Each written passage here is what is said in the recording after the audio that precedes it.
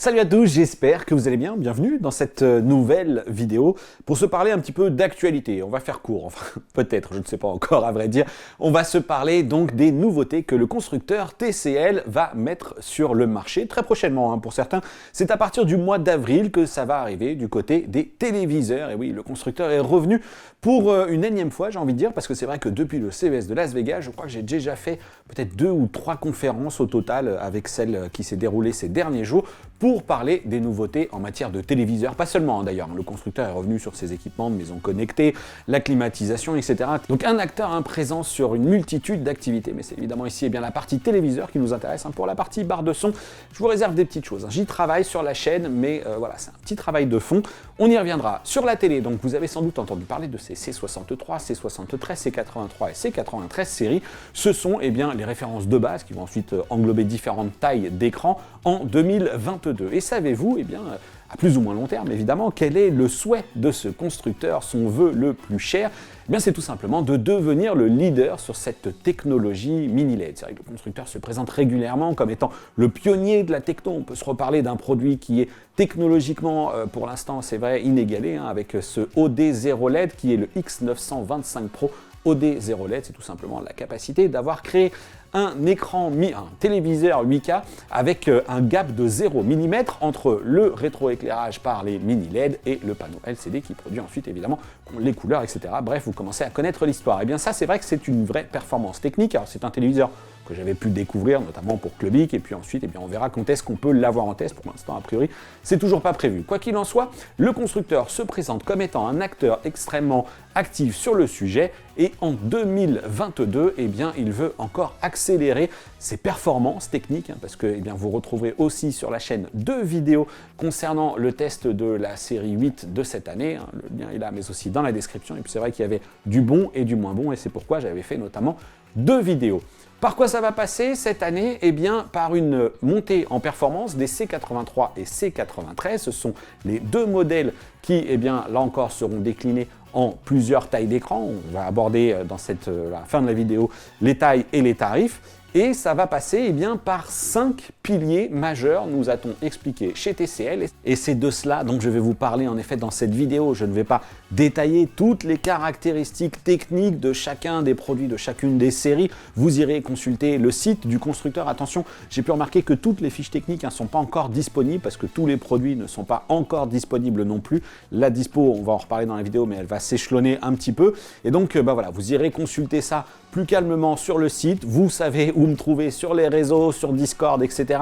pour me poser des questions ensuite si nécessaire. Et on va maintenant tout simplement faire un tour de ces fameuses 5 technologies, ces 5 évolutions grâce auxquelles TCL envisage justement d'améliorer la qualité d'image de ces téléviseurs en 2022. Le premier argument mis en avant par TCL, c'est tout simplement le meilleur contrôle de la luminosité. Et le premier palier, c'est tout simplement garantir une meilleure précision dans cette gestion de la luminosité, dans ces paliers. Et c'est pourquoi TCL évoque, comme vous le voyez à l'image, un contrôle dit sur 16 bits, soit 65 536 niveaux, une belle plage de fonctionnement. Et d'ailleurs, on a eu la confirmation de la part de TCL, il y a bien eu une erreur qui s'est glissée dans la présentation que vous voyez là dans ces images. Il ne s'agit pas de 6536 niveaux, mais bien 65 536 niveaux. C'est assez impressionnant. L'objectif, vous le savez, c'est tout simplement de se rapprocher de ce que j'ai là à côté de moi avec ce Panasonic JZ1500, à savoir cette efficacité, ce contrôle du contraste qu'offrent aujourd'hui de manière quasi parfaite les téléviseurs OLED.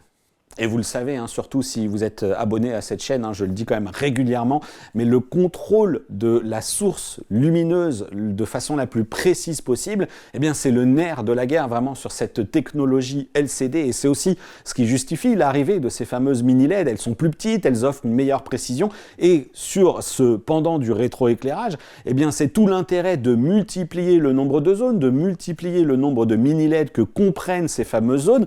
Et évidemment, du coup, c'est cool que TCL travaille là-dessus, mais c'est pas le seul. Moi, ça me ramène notamment aux propos des ingénieurs de chez Samsung lorsque j'avais suivi le pré-brief en amont du CES sur les gammes 2022 pour le constructeur Samsung.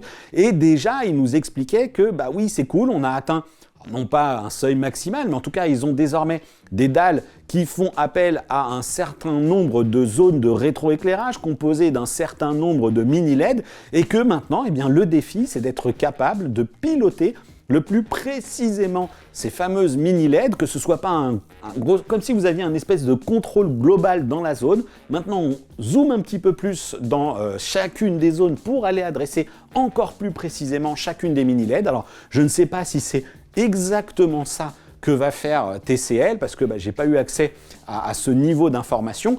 Une fois qu'on est capable de mieux maîtriser la lumière, de mieux adresser les sous-pixels, on peut estimer eh bien, que ce sera au bénéfice aussi de la fidélité des couleurs, par exemple, mais surtout des contrastes. Alors là, l'OLED, c'est du contraste infini. Et si vous le savez aussi, eh bien, c'est que plus on est précis dans la colorimétrie du téléviseur, plus l'image est fidèle, etc. Et plus on bénéficie eh bien, d'un impact sur la netteté de l'image. Et oui, mieux on détourne les objets et plus l'image nous semble nette. Ça reste des dalles Ultra HD, 4K, 10 bits. Et voilà, c'est tout ça, ça serait au bénéfice global d'une meilleure qualité d'image.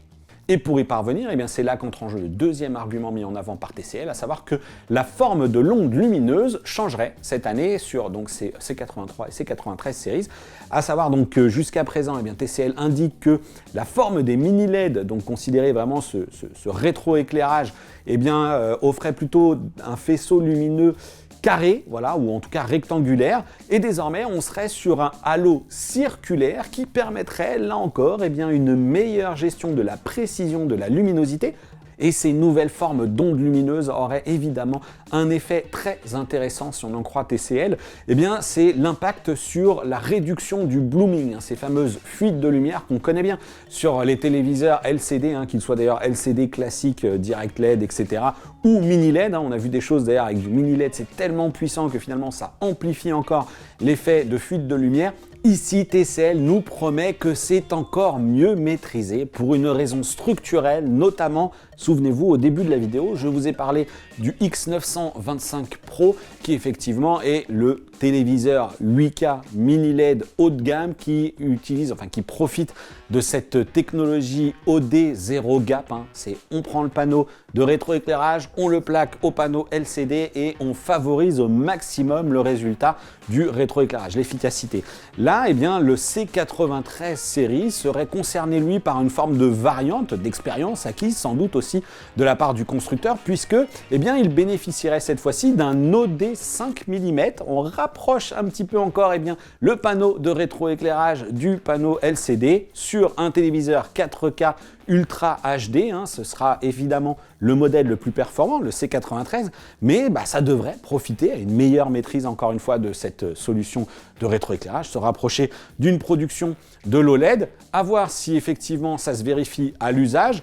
En tout cas, le C83 ne semble pas lui profiter de cette conception. On devrait être sur une conception 12 mm comme on les avait sur les modèles déjà de 2021. En tout cas, ce qui est sûr, eh bien, c'est que ça renvoie aussi à ce que le constructeur a présenté notamment au CES de Las Vegas avec ce prototype de téléviseur LCD de seulement 4 mm d'épaisseur avec là aussi du rétroéclairage mini LED. Donc c'était un proto, donc on voit bien où est-ce que le constructeur souhaite aller aussi d'ailleurs, y compris en matière de design. Et donc on va voir comment ça se matérialise sur le C93 et sur le C83.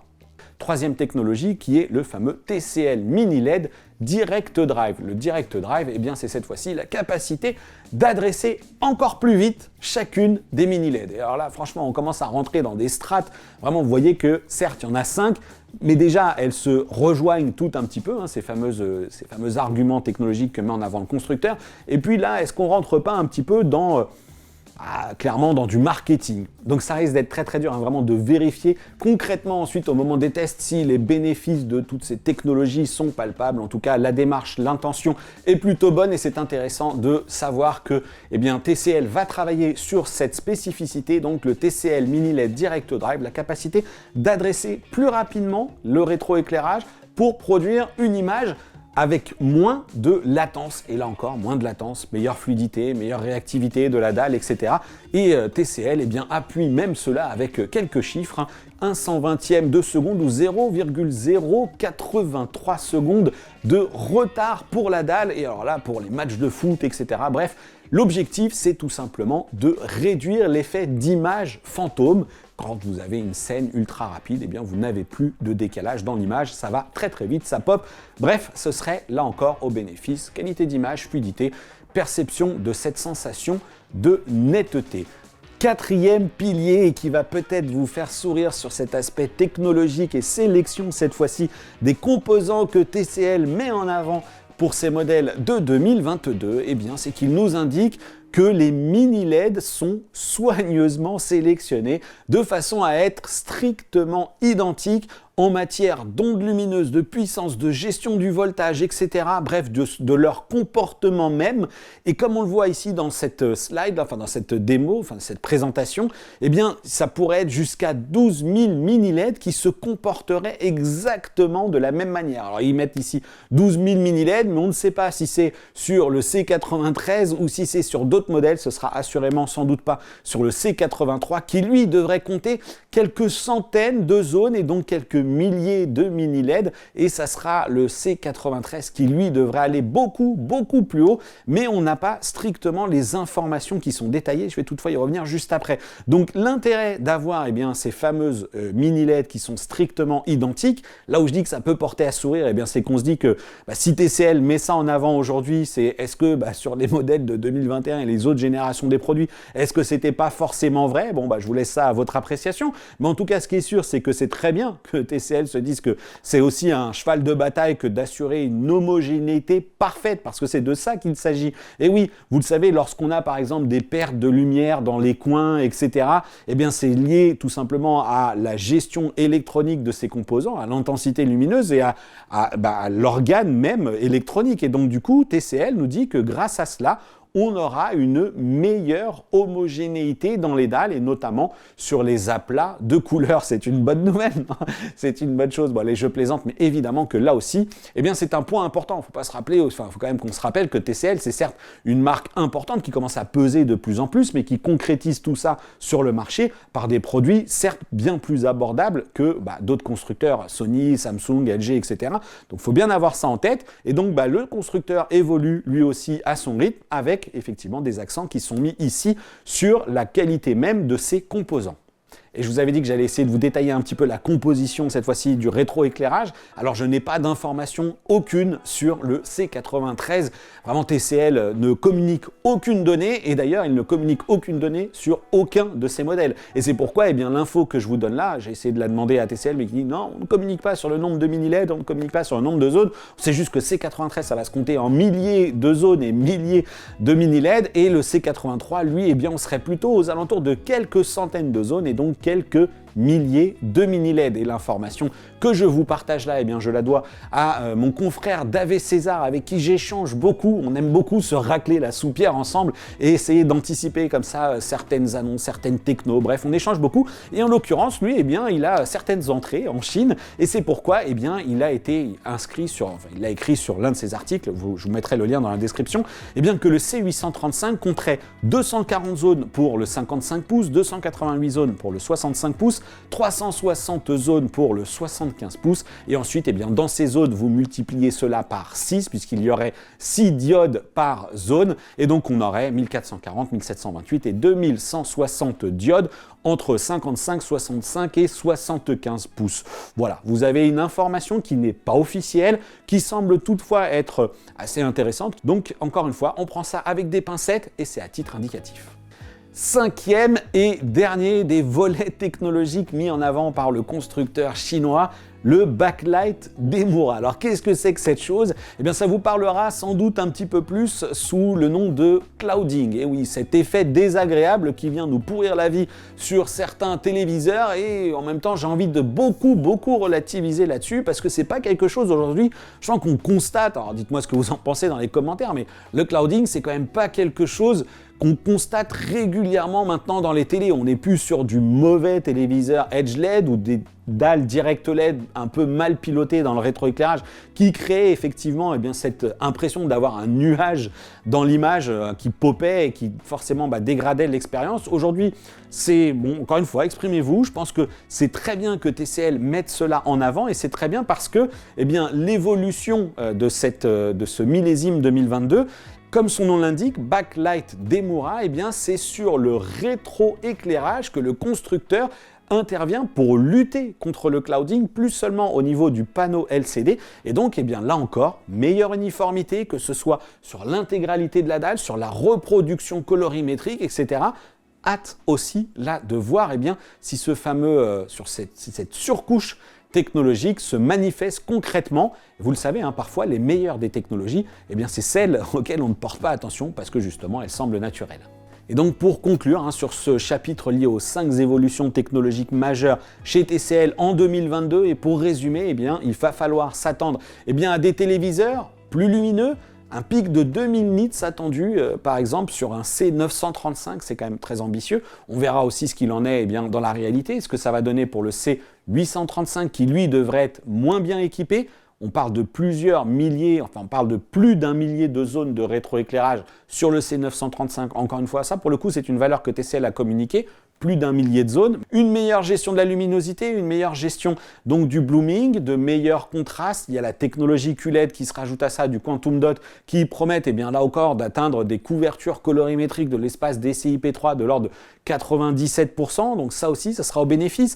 De meilleurs traitements pour lutter contre l'effet de clouding. Je pense qu'il y aura aussi un effet bénéfique aux angles de vision, à l'effet de banding aussi cette fois-ci. Tout ça, ça va naturellement ça va naturellement être soumis cette fois-ci au traitement processeur, hein, ces fameux traitements AI PQ 2.0. On va voir comment tout ça, c'est capable de tirer parti des performances techniques de la dalle. Ça ne fait pas tout. On peut avoir une bonne dalle et un mauvais processeur. Bref, la promesse est belle et on passe à la suite. Je vous rappelle quand même que pour la suite des caractéristiques techniques, vous irez voir sur le site du constructeur, mais ce sont globalement des dalles qui font assez peu de concessions. On est quand même sur du HDR10, HDR10+, Dolby Vision, on a du Dolby Atmos, on a vraiment une prise en charge qui est large. TCL va généraliser cette année en plus l'adoption de l'interface de Google TV, et cela dès le modèle le plus entrée de gamme qui est le C63 Series, qui est vraiment le téléviseur QLED de base, j'ai envie de dire, LCD. Et ensuite, eh bien, ça va aussi être reporté sur le C73 Series. C73 Series, qui, j'en suis convaincu aussi, eh bien, risque de vous intéresser parce que là, on n'est plus sur de la technologie mini LED, on n'est plus sur du rétroéclairage mini LED, on est toujours sur de la technologie LCD, mais à rétroéclairage LED plus conventionnel. Et c'est un modèle qui, lui aussi, eh bien, va forcément vous intéresser pour les tarifs qui vont être pratiqués. TCL est revenu évidemment sur ses partenariats, gaming, etc. On sait que c'est un sujet qui est important. Avis aux joueurs, il va y avoir de la technologie 144 Hz qui va débarquer chez TCL. Donc là, ça va plutôt s'adresser aux joueurs de PC, hein, comme ici, qui viennent brancher des cartes graphiques avec du HDMI 2.1 pour profiter d'une expérience vraiment jeu vidéo la plus fluide possible, j'ai envie de dire, en tout cas à l'heure actuelle. Donc là aussi, une belle promesse intéressante. Et en plus, eh bien, on a cette année aussi l'arrivée d'un Game Master Mode. Alors attention, c'est tout simplement un menu qu'on va afficher pour activer ou désactiver certaines fonctionnalités. Le choix, par exemple, d'avoir un retour à l'image du fameux FPS display, donc l'affichage de la fréquence en temps réel, l'activation ou la désactivation de l'auto-low latency mode, du VRR. Ce seront des téléviseurs qui seront de toute façon compatibles avec FreeSync Premium. En revanche, hein, cette interface Game Master Mode, en tout cas des images qu'on a pu avoir durant la conférence, eh bien, ne semble pas aussi précise que ce que peut faire Samsung ou LG avec sa Game Bar ou le Game Optimizer, puisque visiblement on ne peut pas aller choisir le style de jeu, par exemple, hein, on ne peut pas choisir entre FPS, RTS, RPG, etc. Il va falloir se contenter grosso modo de ces quelques petites fonctionnalités, ces quelques petites informations. Bon, c'est toujours pratique de savoir si on est grosso modo dans les conditions idéales pour jouer. Peut-être aussi que TCL envisagera de faire évoluer cela dans un second temps. De toute façon, c'est essentiellement que du logiciel, donc affaire à suivre. On va maintenant se parler des tarifs, vous les avez, ils s'affichent juste à côté de moi et vous voyez, c'est forcément pour ce C73 Series une très large gamme parce qu'on commence à du 43 pouces à 549 € par exemple avec une disponibilité au mois de juin et on va jusqu'à du 98 pouces qui sera disponible en mai à partir de 7000 €, visiblement aux alentours des 7000 €. Ce sont les prix publics. Il n'y a que effectivement pour le 85 pouces où pour l'instant, eh bien, la disponibilité est annoncée pour le mois de juillet à un tarif qui est non communiqué pour l'heure. Je rappelle, C73 série, ce sont des téléviseurs LCD QLED.